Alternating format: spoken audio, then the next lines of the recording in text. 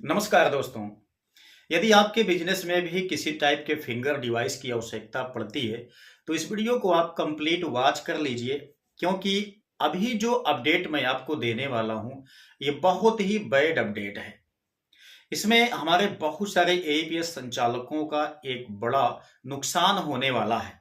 अगर आप इस वीडियो को कंप्लीट वॉच कर लेंगे तो मेरे ख्याल से आपका नुकसान नहीं हो सकता है, क्योंकि आप अपने पैसे को सेव कर लेंगे। इन्फॉर्मेशन दोस्तों, हम लोग जानते हैं कि एक बड़ी चीज होती है जो हमें अंधकार से दूर ले आती है। ठीक है, हम सही तरीके से चीजों को जान जाते हैं तो हम सतर्क हो जाते हैं। दोस्तों, आप सभी को पता है कि यहाँ पे L1 डिवाइस का रजिस्ट्रेशन वो 31 दिसंबर 2024 तक के लिए अभी बंद किया गया है। लेकिन जो हमारी L0 टाइप की डिवाइस हैं वो अभी ऑपरेट हो रही हैं, जिसको यहाँ पे डेट को भी बढ़ाया गया था 31 दिसंबर 2024। लेकिन फिर से एक यूआईडीआई का गाइडलाइन आया कि ये 31 मार्च 2025 तक अभी चलेगा। ठीक है, L1 डिवाइस में प्रॉब्लम को देखते हुए यहाँ पे यूआईडीआई इस टाइप के कदम उठा रही है। लेकिन इसी बीच में कुछ ऐसा काम हो जा रहा है दोस्तों, जिससे यूआईडीआई पर भी विश्वास लोगों का उठता चला जा रहा है। अब जब यूआईडीआई जैसी संस्था इस टाइप का बिहेव करने लगेगी तो किस पर ट्रस्ट करेंगे? यानी कि टोटल एपीएस संचालकों का जो विश्वास है वो सारी संस्थाओं से लगभग टूट ही जाएगा।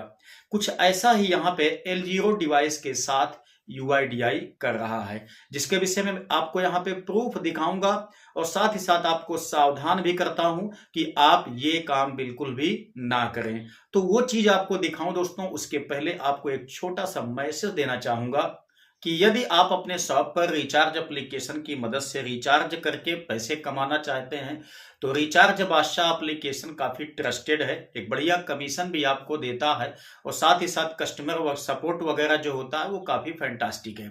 यदि आप चाहें तो इस एप्लीकेशन को ज्वाइन कर सकते हैं, इसका लिंक हमने डिस्क्रिप्शन में प्रोवाइड कर दिया है। तो रिचार्ज बादशाह का बहुत बहुत धन्यवाद वीडियो को स्पॉन्सर करने के लिए। आइए आपको वो साक्ष्य दिखाता हूं और उसके बाद जो विशेष बात है वो आपको समझाने की कोशिश करता हूं, जिससे कि आपका पैसा डूबने ना पाए। दोस्तों, आप यहाँ स्क्रीन पे देख सकते हैं। ठीक है, एक विशेष बात है, इसको आपको समझना चाहिए। Balance enquiry failed.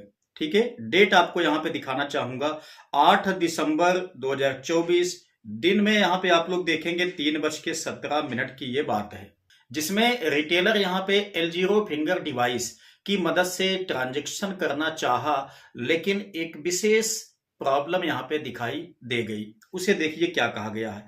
यहाँ पे ध्यान दीजिए, कहा गया है कि MWER 41X2 transaction failed as biometric device is blocked by UIDAI.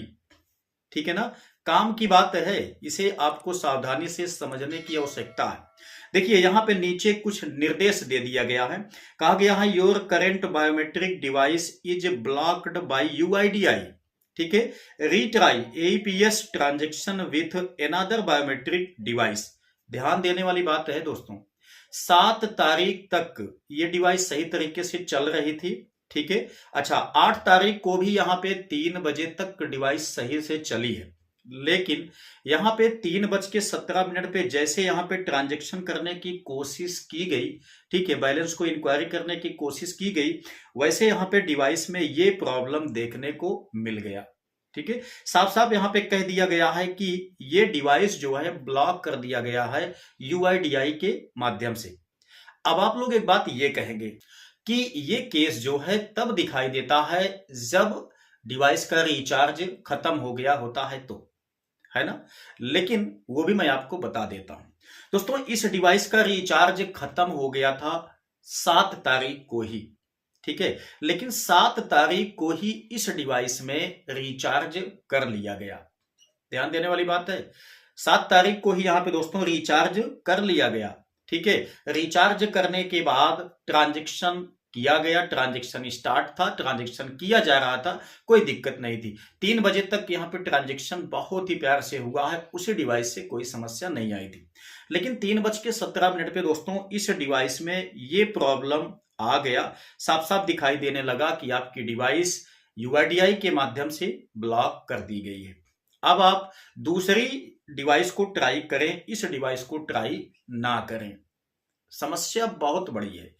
अगर दोस्तों आपका जो L0 डिवाइस है वो अचानक बंद हो जाए, वो भी तब बंद हो जाए जब आपने तुरंत रिचार्ज उसका किया है 1 दिन 2 दिन 3 दिन पहले, तो सोचिए कि कितना नुकसान आपको झेलना पड़ेगा।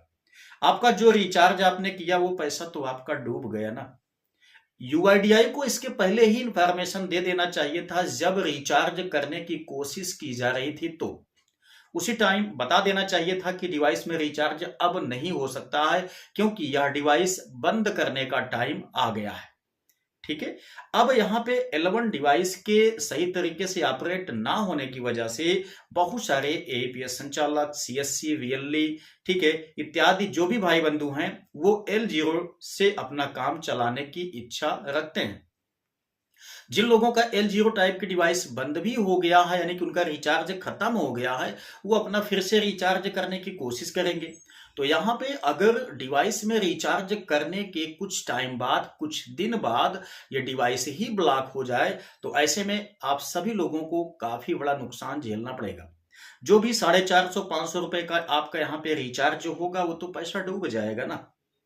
तो कहीं ना कहीं सावधान होने की आवश्यकता आपको भी है। अगर आपकी L0 टाइप की डिवाइस क्लोज हो जा रही है, मतलब उसका रिचार्ज खत्म हो जा रहा है, तो मैं अब आपको क्या कहूं कि आप रिचार्ज करें या ना करें। यदि आप रिचार्ज करते हैं, रिचार्ज करने के बाद डिवाइस ब्लॉक हो जाती है, तो आपका बड़ा नुकसान होगा। लेकिन यदि आप रिचार्ज नहीं करते हैं, आपका L1 डिवाइस भी नहीं चल रही है, तो ऐसे में आपका ट्रांजैक्शन नहीं हो पाएगा, आपको एक बड़ा नुकसान झेलना पड़ेगा। ठीक है। तो कहीं ना कहीं दोस्तों देखा जाए तो एक बड़ी विडंबना यहाँ पे खड़ी हो गई है। चाहे यूआईडीआई के माध्यम से हम कहें, चाहे एईपीएस कंपनियों के माध्यम से कहें, चाहे यहाँ पे हम डिवाइस की कंपनियों के माध्यम से कहें, कोई भी कंपनी यहाँ पे अपनी गलती मानने को तैयार नहीं है। इस प्रॉब्लम का सॉल्यूशन क्या है ये कोई सही तरीके से बता नहीं रहा है। तो डिवाइस को लेकर मार्केट में बहुत बड़ी हलचल मची हुई है, लोगों का बिजनेस ठप पड़ गया है। ऐसा नहीं है कि केवल एईपीएस ट्रांजैक्शन ही ठप है, ठीक है, बहुत सारा जो भी डिपेंड है डिवाइस के माध्यम से बिजनेस, वो सारे बिजनेस यहाँ पे लगभग लगभग नुकसान में जा रहे हैं। ठीक है। तो दोस्तों अगर आपका L0 टाइप की डिवाइस बंद, मतलब उसका रिचार्ज खत्म हो जा रहा है, तो डिवाइस को रिचार्ज करने के पहले पहले आप लोग थोड़ा से अपना नफा नुकसान निश्चित ही सोच समझ के उसके बाद ही आप उसमें रिचार्ज करें। ठीक है। हमको 31 दिसंबर तक अभी वेट करना चाहिए। 31 दिसंबर के बाद जैसा भी अपडेट आता है यूआईडीआई की तरफ से या डिवाइस की तरफ से या आपकी कंपनी की तरफ से, उसी के हिसाब से हमें यहाँ पे नेक्स्ट कदम उठाने की आवश्यकता है। नहीं तो इसी टाइप से लॉस होता रहेगा और कोई भी कंपनियां इसका जिम्मेदारी बिल्कुल भी नहीं लेंगी। ठीक है।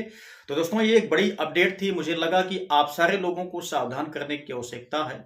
उम्मीद करते हैं कि इस अपडेट से आप अच्छी तरह से वाकिफ हो गए होंगे। अगर किसी टाइप का कोई क्वेश्चन आपको लगे तो नीचे कमेंट बॉक्स में टाइप अवश्य कीजिएगा। साथ ही साथ अगर वीडियो पसंद आया है तो लाइक कीजिएगा। अपने सारे दोस्तों के बीच में भी इस वीडियो को शेयर करने की आवश्यकता है, क्योंकि सारे लोगों तक ये मैसेज जाना चाहिए, वो भी थोड़ा से सावधान हो जाएं ताकि उनका रिचार्ज का पैसा बर्बाद ना हो। तो चलिए मिलते हैं नेक्स्ट वीडियो में नई जानकारी के साथ, तब तक के लिए जय हिंद।